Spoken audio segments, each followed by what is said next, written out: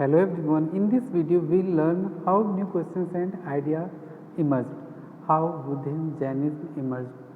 जो पुराने रिचुअल्स थे, रीत रिवाज थे, प्रैक्टिसेस थे, उसमें जो लो कास्ट के लोग होते थे उनका एक्सप्लॉयटेशन होता था. Society was tightened with rules and regulations, तो लोग इससे परेशान हो चुके थे. So there were some reformers who started to think in different ways. तो नए आइडियाज़ निकले, नई सोच निकली और उनसे नई प्रैक्टिसेस भी निकली. So we learn in this chapter about all this. Let's start the story of Buddha. Okay, Siddhartha also known as Gautam was founder of the Buddhism. He was born about 2500 years ago, means about 500 BC. So Gautam Buddha was the son of a king. This was the time of rapid change in the lives. As you saw in chapter 5, some kings in Mahajanpadas were growing more powerful. New cities were developing and life was changing in the villages as well. Many thinkers were trying to understand these changes in society. They also wanted to try and find out the true meaning of life. Buddha belonged to a small गण known as शाक्यगण. आपने पिछले chapter में पढ़ा होगा कि वज्जी जो था उसमें छोटे छोटे गण हुआ करते थे, उनसे मिलकर के वहाँ का एडमिनिस्ट्रेशन चलता था. ठीक है. सो गौतम बुद्ध कहाँ के थे? शाक्यगण के थे. एंड ही वॉज अ क्षत्रिय. जब वो यंग थे, उनकी शादी हुई, उनको एक बेबी हुआ. उसी टाइम पे उन्होंने देखा कि बहुत कष्ट है, लोग बहुत परेशान हैं. तो उन्होंने जीवन का मतलब जानने की कोशिश की. उन्होंने सोचा ये जीवन है क्या, क्या उद्देश्य, सच्चाई क्या है. तो इसके लिए वो घर बार छोड़ दे जाते हैं और सत्य की खोज में निकल जाते हैं. आफ्टर मेनी ईयर्स इन बोध गया, दैट इज इन बिहार, एक पीपल के पेड़ के नीचे उनको इनलाइटनमेंट होता है, उनको ज्ञान की प्राप्ति होती है और वहीं से वो बुद्ध कहलाते हैं. बुद्ध मीन्स वाइज वन, जिसको बुद्धि हो, जो सब चीज़ जानता हो. And after that Sarnath in Varanasi, that is in Uttar Pradesh, वहाँ उन्होंने अपना पहली टीचिंग्स दी. तो ज्ञान प्राप्ति कहाँ से हुई? बोध गया में. एंड पहली टीचिंग्स कहाँ दी उन्होंने? सारनाथ में. ये चीज़ आपको लर्न करना है. ठीक है. He spent the rest of his life traveling on foot, going from place to place, teaching people till he passed away at Kushinara. Kushinara जिसको आज कुशीनगर कहते हैं, उत्तर प्रदेश में गोरखपुर के पास है. ठीक है. The Buddha taught that life is full of suffering and unhappiness. This is caused because we have cravings and desires which often cannot be fulfilled. Sometimes even if we get what we want, we are not satisfied and want even more or want other things. ठीक है. उन्होंने कहा कि जो हमारी इच्छा है, हमारे दुख का यही कारण है. हम जो चाहते हैं वो मिलता नहीं, और अगर मिल भी जाता है तो भी हम उससे सेटिस्फाइड नहीं होते. इसी से जो है हमें दुख होता है. The Buddha describe this as thirst. ठीक है, या तन्हा. ही taught that this constant craving could be removed by following moderation in everything. ठीक है. यानी इस इच्छा को, इस प्यास को कम किया जा सकता है, ख़त्म किया जा सकता है. He also taught people to be kind and to respect the lives of others including animals. ठीक है. उन्होंने कहा कि लोगों के लिए दयावान बनो, सबके जीवन की इज्जत करो. और वो ये मानते थे कि हम इस जन्म में जो करते हैं, हमारे कर्मों का फल हमारे इस जन्म को भी और अगले जन्म को भी प्रभावित करता है. The Buddha taught in the language of ordinary people, प्रकृति. बुद्ध किस लैंग्वेज में टीचिंग्स देते थे? अपनी प्रकृति भाषा में, जो कि जनसाधारण की भाषा थी और सबको समझ में आती थी. ठीक है. What was the language used to compose the Vedas? Vedas कैसे आपको नहीं पढ़ा? वैदिक संस्कृति. He also encourage people to think for themselves rather than to simply accept what he said, वो ये नहीं कहते थे कि जो मैं कह रहा हूँ बस उसको आप मान लो, आप खुद सोचो और समझो। ये देखो सारनाथ का स्तूप है, ठीक है। The story of Kisha Gautami. Here is a famous story about the Buddha. Once there was a woman named Kisha Gautami. तो उस औरत का जो है बेटा मर गया। वह उस बेटे के मरने से इतनी पागल हो गई, इतनी दुखी हो गई कि वह गली गली अपने बेटे को लेकर दौड़ने लगी कि कोई इसे जीवित कर दे, वापस ला दे। तो एक बुद्धिमान आदमी उसको गौतम बुद्ध के पास लेके जाते हैं। गौतम बुद्ध ने कहा ठीक है, तुम एक मुट्ठी सरसों के बीज ले आओ, मस्टर्ड सीड्स ले आओ, और मैं तुम्हारे बेटे को जिंदा कर दूंगा। लेकिन वो बीज ऐसे व्यक्ति के यहाँ से ले आना जिसके घर आज तक कोई मरा ही ना हो। वह जाती है कई घरों में, कई दरवाज़ों में, लेकिन हर जगह, हर घर में कोई ना कोई मरा होता है। तो उसको वो बीज नहीं मिलती है और उसको बात समझ में आ जाती है, उसके मन को सांत्वना मिलती है कि यही जीवन की सच्चाई है। So what was the Buddha trying to teach the sorrowing mother? उसको क्या समझाना चाहते थे? यही कि ये प्रकृति का नियम है, जो इस दुनिया में आया है वो इस दुनिया से जाएगा, यानी जो जीवित हुआ है वो मरेगा भी, यही सच्चाई है। यही वो उस औरत को, उस माँ को समझाना चाहते थे, ठीक है। उपनिषद, ठीक है। उसी टाइम पे डिफरेंट थॉट्स आए, बहुत से लोग जानना चाहते थे कि ये जीवन क्या है, सच्चाई क्या है, क्या कोई ऐसी चीज़ है जो परमानेंट है, जो कभी मरे ना, जो कभी ख़त्म ना हो। तो कुछ लोगों ने उसे आत्मा एंड परमात्मा कहा, आत्मा एंड ब्रह्म, ठीक है। ब्रह्म यूनिवर्सल है, वो कभी मरता नहीं, जिसको ईश्वर कहते हैं, यानी आत्मा जो है परमात्मा में जाके मिल जाती है। ये उपनिषद के थॉट थे, ठीक है।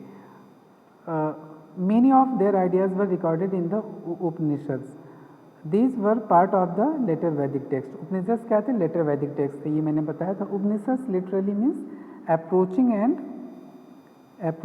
and sitting near, यानी आना और पास बैठना। उपनिषद का यही मतलब होता है। And the text contain conversation between teachers and students, often ideas were presented through simple dialogues, ठीक है। उपनिषद, ये क्वेश्चन आपसे पूछा जा सकता है, उपनिषद में क्या है? टीचर और स्टूडेंट्स के बीच का डायलॉग है। स्टूडेंट टीचर से कुछ पूछता है, टीचर उसको एक्सप्लेन करता है, यही चीज़ें उपनिषद में हैं, ठीक है। And here it comes and पर 6 स्कूल्स ऑफ इंडियन फिलोसफी, इसको आप लर्न कर लेंगे, ठीक है। तो over centuries India's intellectual exploration of truth has come to be represented by 6 systems of philosophy. इतनी सेंचुरीज में जो कुछ भी यहाँ पे एक्सप्लोर हुआ है, जो भी नॉलेज एक्सप्लोर हुई, उसको इन्होंने 6 पार्ट्स में, 6 फिलोसफीज में डिवाइड कर दिया। तो कौन कौन सी हैं?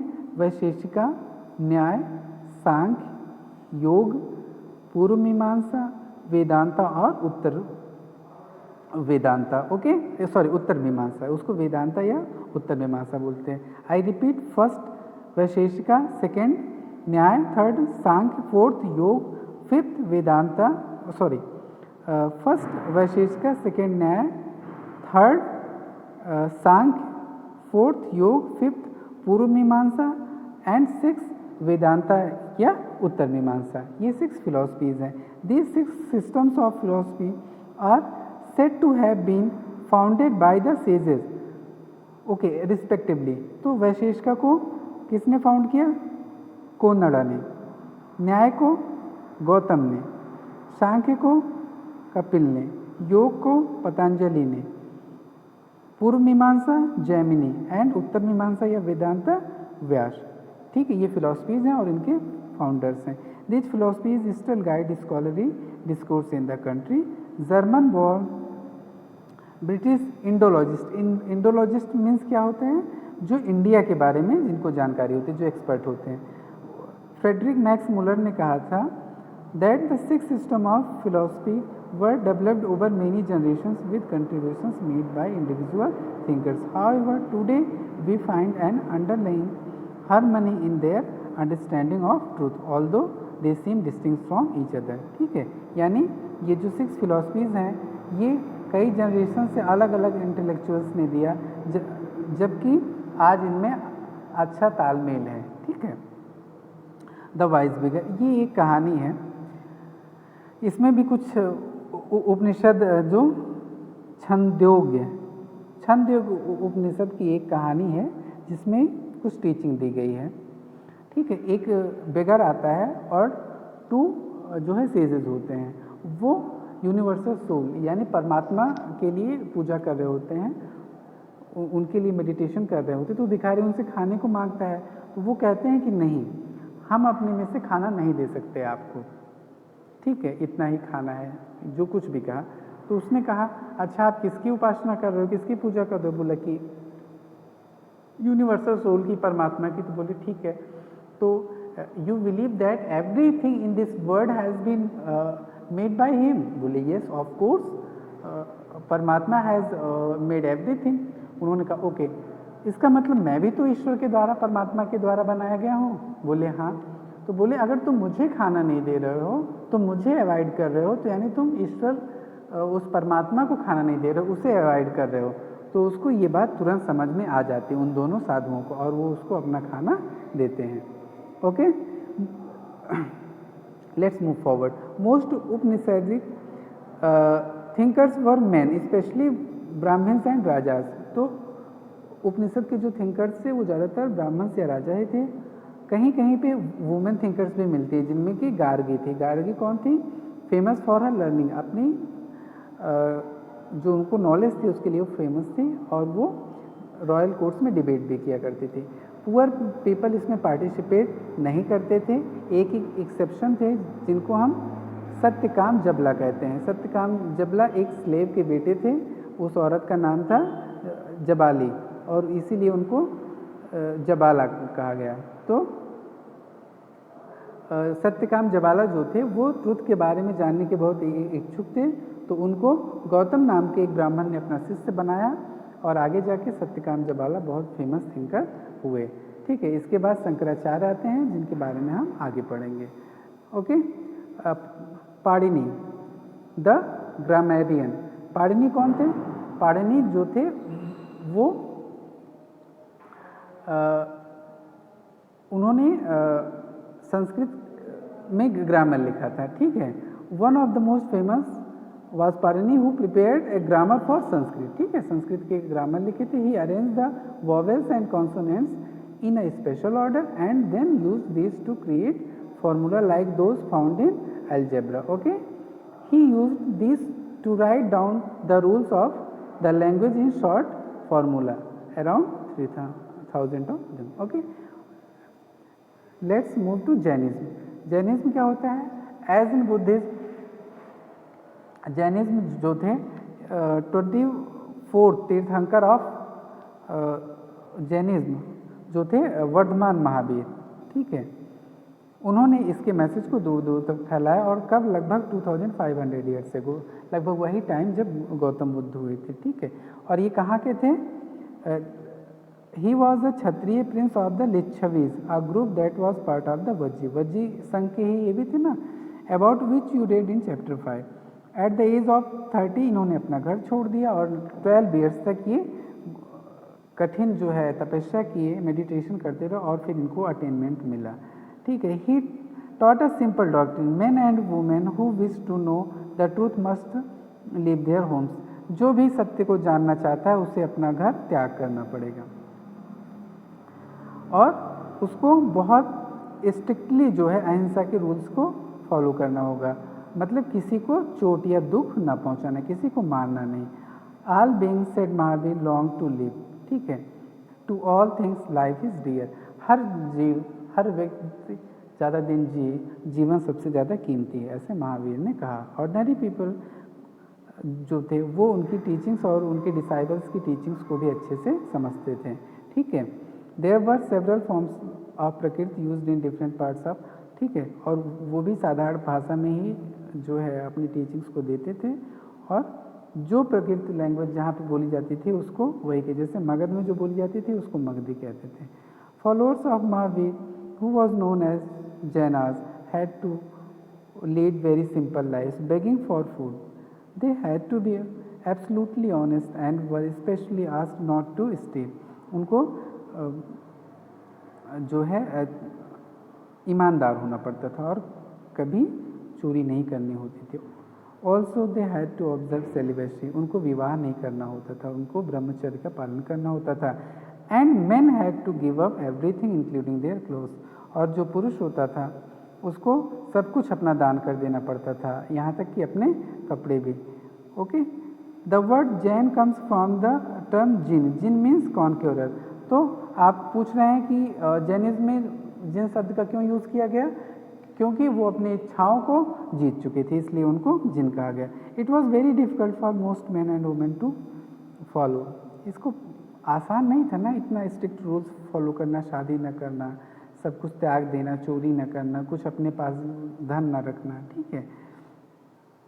इसके बाद भी कई लोग जो है इनके फॉलोअर्स बने, वो मॉन्क्स बने, नन्स बने, यानी जो फीमेल होती थी उन्हें नन्स कहते थे, जो मेल होते थे उन्हें मॉन्क्स कहते थे। Jainism was supported mainly by traders, farmers who had to kill insects to protect their crops, found it more difficult to follow the rules, ठीक है। और जो भी ट्रेडर्स, ज़्यादातर इसको फॉलो करने वाले ट्रेडर्स थे, तो फार्मर्स थे, तो उनको बहुत मुश्किल होता था, क्योंकि खेती बाड़ी, अनाज को चूहे या और तरीके के जीव खा जाते हैं, तो उनको तो मारना ही पड़ता था, तो इसलिए इनको जैनिज्म फॉलो करना मुश्किल हुआ। Over 100 of years Jainism spread to different parts of India and to Gujarat, Tamil Nadu and Karnataka. The teachings of Mahavira and his followers were transmitted only for several centuries, ठीक है। ओरल ही इनके मैसेजेस को सेंचुरीज बाई सेंचुरी फैलाया गया। They were written down in the form in which they are presently available at a place called Vallabhi in Gujarat about 1500 years ago. Okay.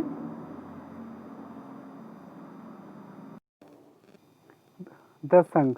Both the Mahavira and Buddha felt that only those who left their homes could gain true knowledge. That's why they arranged for them to stay together in Sangh, an association of those who left their homes, ठीक है। जो अपना घर छोड़ते थे उनका एक association बनाया, वो कहाँ रहेंगे, उस एसोसिएशन को उन्होंने संघ कहा। ओके, और इस संघ में रहने के लिए कुछ रूल्स रेगुलेशन बनाए गए। उस रूल्स रेगुलेशन को एक बुक में लिखा गया जिसे विनय पिटका कहते हैं, ठीक है। ये आपको लर्न करना है, Vinaya Pitaka. From this we know that there are separate branches for man and women, all man could join sangha, ठीक है। सभी आदमी संघ ज्वाइन कर सकते हैं, और जो चिल्ड्रन हैं अगर वो ज्वाइन करना चाहते हैं तो उन्हें अपने पेरेंट्स से परमिशन लेनी पड़ेगी। जो स्लेव्स हैं उनको अपने मास्टर से लेनी पड़ेगी। जो किंग के यहाँ काम करते हैं उनको अपने किंग से परमिशन लेनी पड़ेगी। एंड जो कोई कर्ज लिए हुए हैं उन्हें अपने क्रेडिटर से, यानी जिसने कर्ज दिया है। और अगर कोई पत्नी वुमेन करनी चाहती है तो वो अपने हस्बैंड से परमिशन लेगी। ओके, और जो मैन और वुमेन ज्वाइन करते थे उनको सिंपल लाइफ वहाँ पे स्पेंड करनी पड़ती थी। They use to meditate for most of the time and went cities and villages to beg for food during fixed hours. एक निश्चित समय था, उसके दरमियान वो जाते थे गांव में और वहाँ से खाने के लिए भिक्षा मांगते थे। इनको क्या कहा गया, भिक्षुक कहा गया, ठीक है। और जो वुमेन थे उनको भिक्षुनी कहा गया। Okay, they taught others and help and others. They also held meetings to settle any quarrels that took place within sangha, जैसे, ठीक है, संघ में कोई विवाद होता था तो उसको सॉल्व करने के लिए भी वो जो है मीटिंग करके उसको सॉल्व कर लेते थे। Okay, all cast and categories like ब्राह्मण, क्षत्रिय, मर्चेंट, लेबरर्स, बार्बर्स, ठीक है, इन सारे लोगों ने जो है संघ को ज्वाइन किया। चूँकि जो बुद्धिज्म था उसमें जात, धर्म, ऊंच नीच जैसी कोई बात नहीं थी। Okay, many of them wrote down the teachings of Buddha. Some of them also composed beautiful poems describing their life in संघ। ओके, अपने संघ में जो लाइफ थी, जो रूल्स रेगुलेशन थे, उसको डिस्क्राइब करने के लिए उन्होंने बहुत सी पोएम्स लिखी। ओके, अब यहाँ आप देखो मोनेस्ट्रीज। मोनेस्ट्री क्या होती है, ये देखो एक केव है ना, दिखाई दे रही है यहाँ पे आपको, ये देखो ये केव है, ये एक तरीके की मोनेस्ट्रीज है। Let's see what is monastery. So this is a cave in carry, present day Maharashtra, Monks and nuns lived and meditated in this shelters. ठीक है, इस मोनेस्ट्री में शेल्टर। तो मोनेस्ट्रीज क्या हुआ करते थे? तो to begin with both Jain and Buddhist monks went from place to place. वो जाया करते थे और वहाँ से उनको सिखाते थे, अपनी शिक्षा को प्रचार प्रसार किया करते थे। But in rainy season they could not visit, वो नहीं जा पाते थे, बहुत मुश्किल होता था उनको यात्रा करना, तो वो एक जगह पे रहते थे और वहाँ पे मेडिटेशन करते थे। तो पहले क्या हुआ था, in initial times temporary shelters बना दिए जाते थे घास फूस के, लेकिन बाद में कुछ मॉन्क्स को भी और कुछ ट्रेडर्स को भी ये महसूस हुआ कोई परमानेंट सेटलमेंट होना चाहिए। ठीक है, तो उन्होंने परमानेंट सेटलमेंट्स बना दिया गया। तो ये किसके होते थे? कुछ तो वुड के हुआ करते थे, कुछ ब्रिक्स के हुआ करते थे, कहीं कहीं पे जहाँ स्टोन्स थे, रॉक्स थे, उनको काट करके उनके अंदर गुफाएं बना दी जाती थी। ठीक है, और इनको मोनेस्ट्री या विहार कहा करते थे। तो विहार शब्द कहाँ है? जहाँ पे बुद्धिस्ट रहा करते थे जो है कुछ टाइम के लिए, उनको विहार कहा करते थे, एक तरीके की मोनेस्ट्री हुआ करती थी। ठीक है, और जो रिच मर्चेंट होते थे, किंग होते थे, वो इस ज़मीन को दान कर दिया करते थे। ठीक है, and one thing Buddhist text, just as the waters of rivers lose their names and separateness when they flow into the mighty oceans, so are one and ranks and family forgotten when the followers of Buddha join the order of monks। यानी जैसे कि नदी का पानी होता है, नदी की धाराएं होती हैं, जब वो बड़े समुद्र में मिलती हैं तो अपना नाम और अपने अलगाव को भूल जाती हैं। जैसे कोई गंगा से कोई धारा निकली हुई है या रिवर गंगा, तो उसको गंगा बोलते थे, लेकिन जब वो समुद्र में मिल जाती है तो वो अपना उस समुद्र के ही नेम से जानी जाती है, अपना नाम खो देती है। वैसे ही कहा गया है कि जब कोई आदमी जो है मॉन्क्स के साथ मिल जाता था, ठीक है, उनके संग में मिल जाता था, तो वो अपनी पहचान, अपनी फैमिली, अपना वर्ण, अपना रैंक, सब कुछ भूल जाता था। ठीक है, वेरी ऑफन, ठीक है, was build and donated by the rich merchants and land owners. ठीक है, मर्चेंट ओनर्स, किंग्स जो है बनवा के दे दिया करते थे। The local people came with gifts of food, clothing and medicines for the monks and nuns. In return, they taught the people over the centuries. Buddhism spread to many parts of the subcontinent and beyond. Okay? The system of ashram. Around the time when Jainism and Buddhism were becoming popular, Brahmanism developed the system of ashram. जब Buddhism और Jainism, कब? About 2500 years ago, जब इनका विकास हो रहा था, ये फैल रहे थे, उसी टाइम पे जो ब्राह्मणिज्म था, यानी जो लेटर वैदिक पीरियड में जो है जो ब्राह्मण समुदाय था, उसने आश्रम व्यवस्था को इंट्रोड्यूस किया। दे इंट्रोड्यूस्ड आश्रम सिस्टम। तो आश्रम क्या होता था कि they divided life of a person into 4 parts. First ब्रह्मचर्य आश्रम, देन गृहस्थ आश्रम, देन वानप्रस्थ आश्रम एंड देन संन्यास आश्रम। ब्रह्मचर्य आश्रम क्या होता था? लाइफ के फर्स्ट 25 ईयर्स जो होता था, वो व्यक्ति को क्या कहा जाता था कि आप शिक्षा प्राप्त करो। ठीक है, गुरुकुल में जाके शिक्षा प्राप्त करो। जो दूसरी 25 ईयर्स होते थे, यानी 25 to 50 ईयर्स, उसमें क्या करना है आपको? आप विवाह करो, संतानोत्पत्ति करो, घर गृहस्थी देखो। ठीक है, ये होता था गृहस्थ आश्रम। वानप्रस्थ आश्रम, ठीक है, जो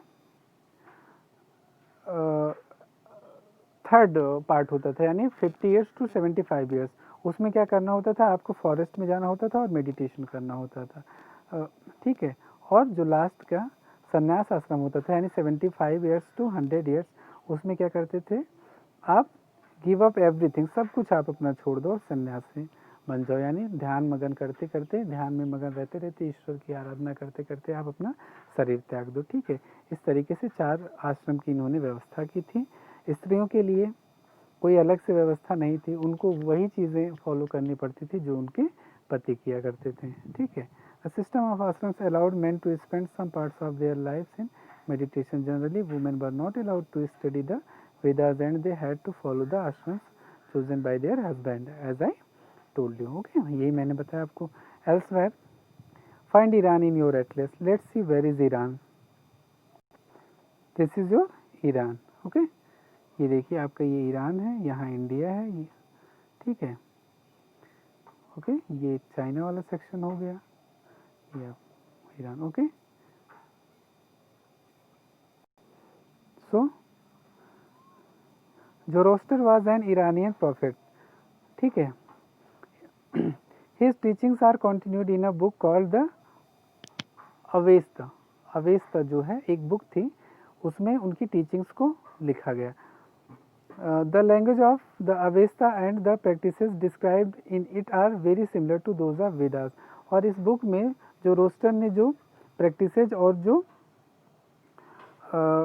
मीन्स टीचिंग्स लिखी हैं वो अपने जो वेदों में लिखी गई हैं उनसे काफ़ी मिलती जुलती हैं। The basic teachings of Zoroaster are contained in the maxim good thought, good words and good deeds. और जोरोस्टर की जो बेसिक टीचिंग्स थी वो क्या थी? Good thoughts, good words and good deeds. अच्छा सोचो, अच्छा बोलो और अच्छा करो। Here is the words from the Zend Avesta. Lord, grant strength and the rule of truth and good thinking, by means of which one shall create peace and tranquility. यानी हे ईश्वर जो है हमें शक्ति और रूल यानी सत्य की शक्ति और नियम प्रदान करो, ठीक है, और अच्छी सोच दो जिससे कि हम शांति स्थापित, जिससे means of which one shall create peace and tranquility, जिससे कि कोई व्यक्ति शांति स्थापित कर सके।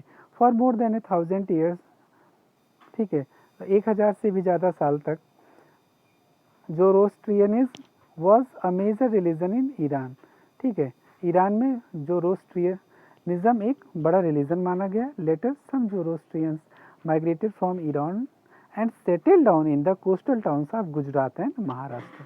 दे were the ancestors of today's Parsis. जो हमारे यहाँ इसमें पारसीज हैं उनके ये एंसेस्टर्स थे। जब वो ईरान से माइग्रेट किए तो कहाँ आ गए? गुजरात और महाराष्ट्र के कोस्टल एरियाज में सेटल हो गए। जैसे कि अपने यहाँ के रतन टाटा हैं, ठीक है, वो पारसी हैं। So we have completed this chapter. I hope आपको ये वीडियो अच्छा लगा होगा। Thank you.